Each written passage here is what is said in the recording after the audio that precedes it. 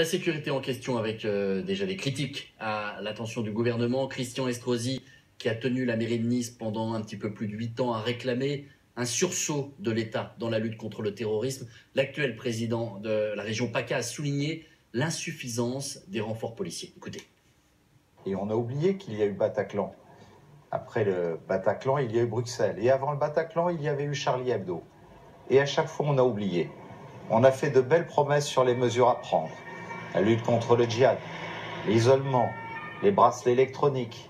Pourquoi y a-t-il toujours autant de gens connus des services, fichés et non neutralisés sur le territoire national? Comment est-il possible qu'un jour de 14 juillet, alors qu'il y a des milliers de personnes sur la promenade des Anglais, un camion puisse pénétrer dans ces conditions? Enfin, y a-t-il eu une chaîne de complicité? Si le gouvernement reconnaît qu'il s'agit d'un attentat terroriste, ça ne peut pas être l'œuvre d'un homme seul. Et il y a forcément des complicités. Et avant de dire à nos concitoyens ici qu'ils peuvent circuler librement, qu'ils peuvent aller et venir sans avoir la moindre inquiétude, j'attends du gouvernement de nous dire que toutes les mesures ont été prises pour qu'il n'y ait pas le moindre risque de récidive. L'information principale abordée au début de ce journal, le bilan de l'attaque perpétrée hier soir à Nice sur la promenade des Anglais fait désormais état d'au moins 84 morts. Il y a plusieurs dizaines de blessés, 18 sont en état d'urgence absolue, des enfants, des femmes, des hommes qui ont été percutés hier soir par un poids lourd lancé à vive allure. Clément Le Goff avec Olivier Théron et Raymond Chaplard. Les tirs des policiers et la fin d'une course folle qui a tué plus de 80 personnes. Au volant, le chauffeur, seul à bord, est mortellement touché. Hier soir, sur la promenade des Anglais, des milliers de personnes s'enfuient, paniquées. Quelques minutes plus tôt, le feu d'artifice du 14 juillet vient de se terminer. Lorsque ce camion blanc avance lentement, puis accélère dans la foule. 100 000 personnes sont présentes, des familles et beaucoup de touristes. On ne l'a pas entendu arriver, il arrivait à contresens. Le camion est arrivé dans le dos des gens.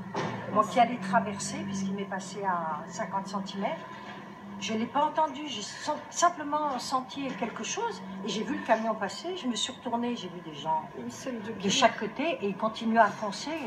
Comme un camion, il est fauché comme du blé, quoi. Sur une distance de 2 km, en remontant la promenade des Anglais, le poids lourd fauche des dizaines de personnes.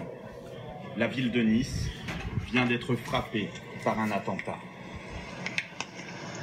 Il zigzaguait, donc il a voulu percuter. Il percutait, ça c'est sûr.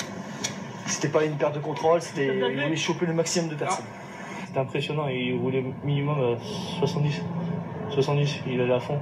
Il y avait des scooters qui essayaient de l'arrêter, il les écrasait aussi. Des gens qui couraient derrière le camion pour l'arrêter, il écrasait des gens, il s'en foutait, il passait sur le trottoir.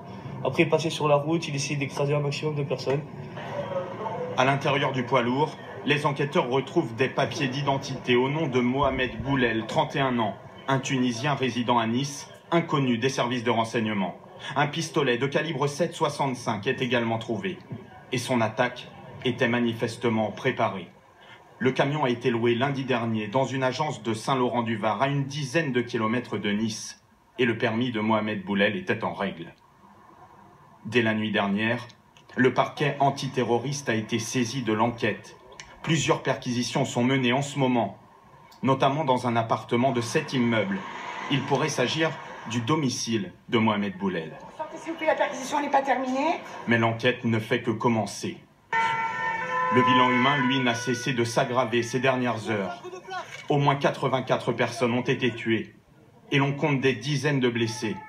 La France vient de connaître hier son 3e attentat de masse en 18 mois, le jour de la fête nationale.